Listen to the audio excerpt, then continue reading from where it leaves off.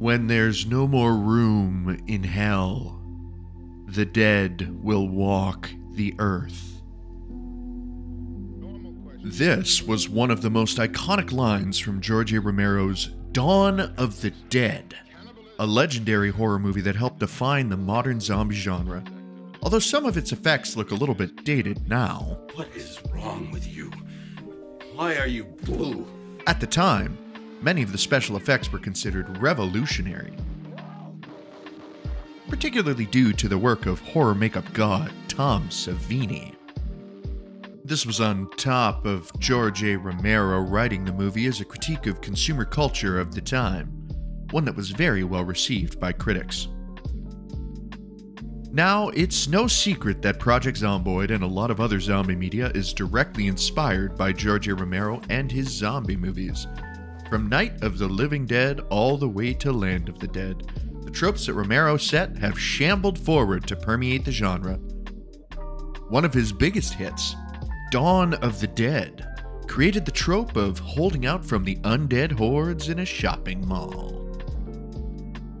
In the spirit of it being George A. Romero's birthday, or probably a little bit past it by the time I get around to editing this, and Project Zomboid having its own iconic malls to survive in, I decided to put myself up to a little challenge. I would spawn on the roof of the Crossroads Mall and see if I could take it on, like the characters in Dawn of the Dead.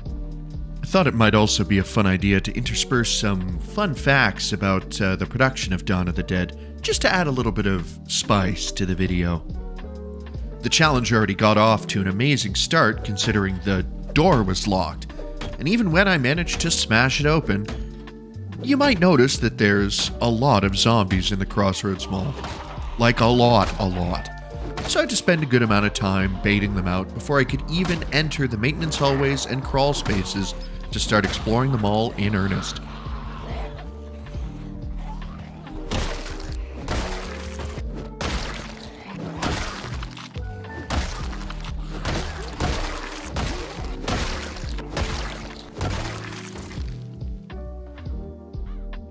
Speaking of crawl spaces, believe it or not, a mall crawl space was actually one of the things that kick-started the idea for Dawn of the Dead in Romero's mind. Back in the 70s, following the smash hit that was Night of the Living Dead, George A. Romero was actually nervous about the idea of returning for a sequel. But that all changed when he took a tour of the Monroeville Mall. This was courtesy of some friends of his who owned the mall. What do you know? While inside, he was shown a crawl space where supplies and other things were stored. This got him thinking about how people might survive the zombie apocalypse in a mall. And just like that, the concept for Dawn of the Dead was birthed. Throw in some financing from another horror legend, Italian director Dario Argento, and a trip to Rome, and the script and project was rolling. This was, of course, in exchange for Argento getting to recut and distribute the film in Europe. And that's why there's a bunch of different cuts of Dawn of the Dead floating around. Now, filming in the mall was a bit tricky, since the Monroeville Mall was, an actual mall. So shutting it down for filming was not an option. Romero and crew needed to film overnight. They'd have until 7 a.m. when the mall's music would begin to play. That was the cue that it was time to shamble home and rest. Except home, for some of the actors, was just empty stores in the mall that they slept in. Must have really helped them get into character. No! No. You don't get to do that to me.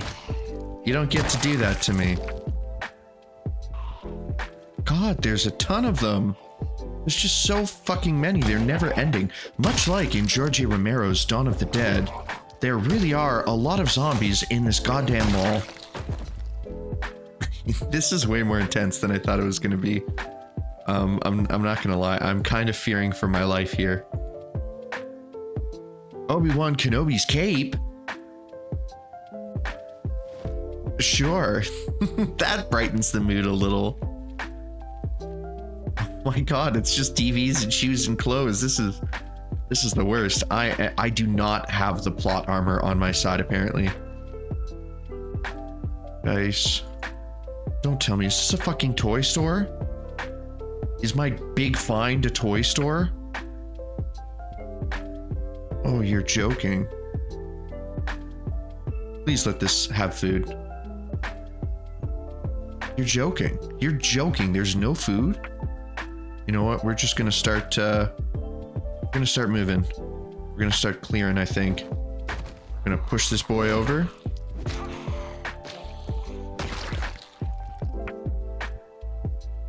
We're just slowly gonna work our way through, much like they did. Oh, and what do you know? There's the restaurant right across. We're very much gonna follow what people in what the cast in Dawn of the Dead did, which is slowly and methodically deal with these Zeds. Hey, all this zombie skull smashing's got me inspired to loop back and talk about some of the gore that made Dawn of the Dead so shocking. Now, I mentioned earlier that the bloody special effects were revolutionary, but did you know that a lot of them were improvised? In fact, Tom Savini famously came up with a lot of the effects on the same day that they were filmed, like the iconic exploding head scene.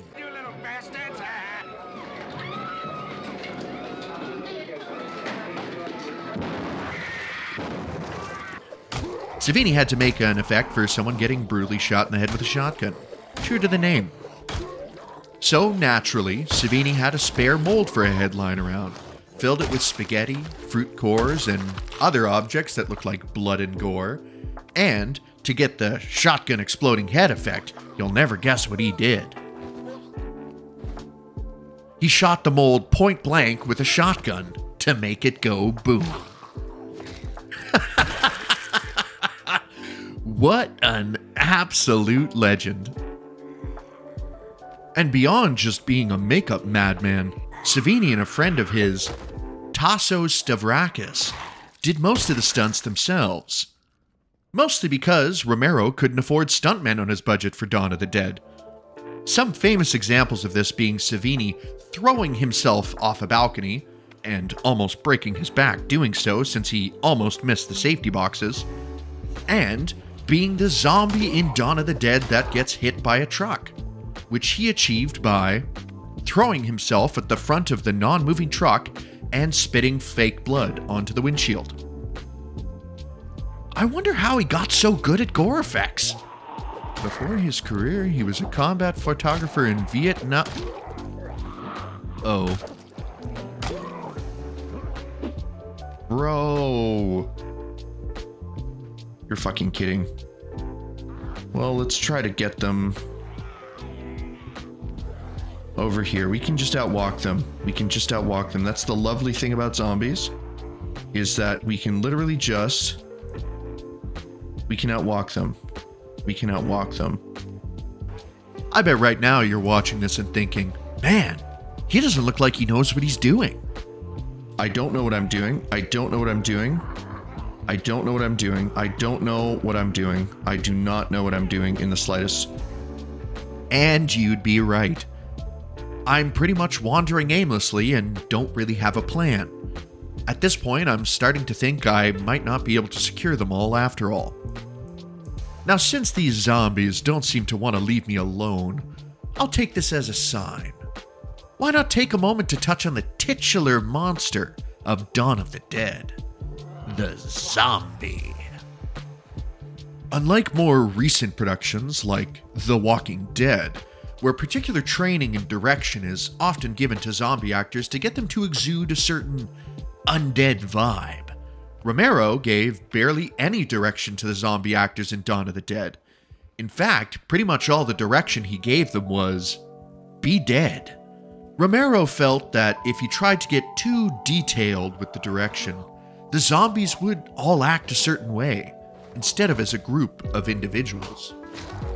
And hell, maybe this idea of letting individual personalities shine through was a golden one, because quite a few zombie actors had a hell of a lot of fun getting into portraying their idea of a zombie. I mean, just look at the way David Emgay, who played Steven in the film, absolutely owns the heartbreaking reveal when you see his character's turned.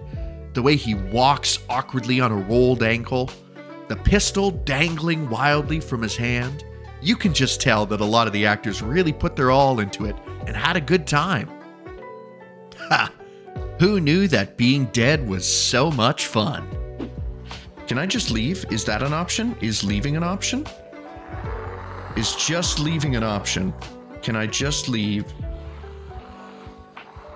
Can I just leave? Can I just leave? What if I go down to the first floor? Is the first floor any better? No, the first floor is not better. The first floor is not better. Dude, everyone wants to survive in a mall, but no one wants to kill all these goddamn zombies. Yeah, this is like totally fucked. This is fucked. I don't know if I can recover from this. You know what? Actually, genius idea. Genius idea here. Genius idea at work. Genius idea at work. What if I just led them out? What if I just led them outside? If I can find some car keys. You know what? That might be my only hope, is to find some car keys. These look like keys. These look like keys. So what we're gonna do is we're gonna go through here. We're going to pause. We're going to grab that. And we're gonna pause again. We're gonna check what kind of key we got. We got a Franklin value line. What is a Franklin value line? Come on, come on. Please let this be it.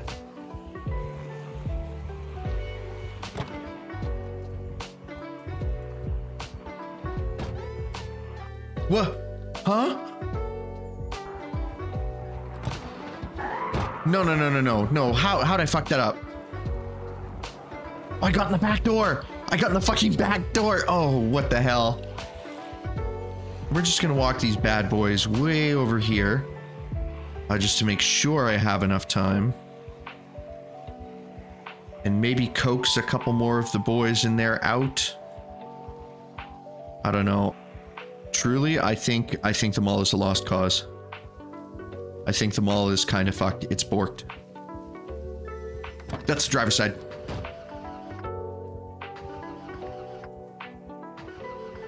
No. No! The van's busted. The van's fucking busted. Now, wasn't that a perfect little horror movie moment?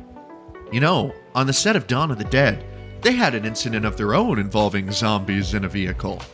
Well, a golf cart, but still it's sort of the same. Some of the zombie actors made a habit of getting wasted at the mall's bar before a shooting. One night, they had the brilliant idea to go booze cruising in a golf cart after that. They then proceeded to crash into a marble pillar, causing about $7,000 worth of damage. Jeez. Imagine being the cop who had to write up that fine. Okay, let me get this straight, sir. So some zombies are drunk driving in your mall? Christ alive. I need a drink. I think this might be splongered. This might be sproinked. This might be sprunked. Please, I'm looking for keys. I'm looking for keys. I'm looking for keys. We got another van. I think it's this one. Shit. Oh, bro. Bro, this is so bad. This is actually so bad. Oh my god. Oh, fuck me. Oh my god, can barely walk. This is it. No, this is it. Oh! Oh, we were so close. So close. So close to freedom. Oh, we almost made it, but as we know in most zombie media, is that Bonnie from Five Nights at Freddy's? Huh? Okay, go off. Well, that was a pretty bleak ending to our run. So close to freedom, yet so far. Looks like I didn't do quite as well as the cast of Dawn of the Dead, but I didn't have a helicopter, so really, I think that was it. Definitely not a skill issue or anything like that. Hey, what do you know? It's time for another fun fact. Even though in the final cut, two of the main characters, Peter and Francine, survive, taking off in the helicopter that the crew had on the roof. Originally, the ending was written to be a lot bleaker. The original idea that George Romero had for the ending involved Peter getting cornered by zombies in the supply room, uninstalling himself with his Derringer, and Francine making it to the roof and to the helicopter, but instead choosing to stand up, putting her head in the spinning helicopter blades and uninstalling herself. And no one would survive. In the end, Romero decided that this ending was a bit too depressing and bleak for the kind of movie he'd made. If you haven't noticed, in certain clips of Dawn of the Dead, the movie had a little bit of a goofy, almost comic book feel. So Romero opted for an ending that gives the characters a little bit of hope. However, traces of the original ending still exist within the movie, in that in the actual ending, there's a fake out, where you think Peter's gonna stay behind and uninstall himself with his Derringer before he heroically begins punching zombies in the face and fights his way to the helicopter to escape. And as for Francine's original fate, the dummy that was supposed to be used for her getting her head sheared off by the helicopter blades was repurposed and used in a much earlier scene. In the apartment raid at the beginning of the movie, Francine's head was repurposed to be the head that explodes from the shotgun headshot effect that I mentioned earlier in the video. All Savini had to do was paint the head brown and put some different hair on it, and there you go. And after all, you can't just let a perfectly good severed head go to waste. Well, that's gonna about do it for this video. Did you like this kind of video? Would you like more? If you did, then shamble on down to the comments section and let me know. Who knows? Maybe I'll make a couple more of these. But for now, sleep tight and don't let the undead bite.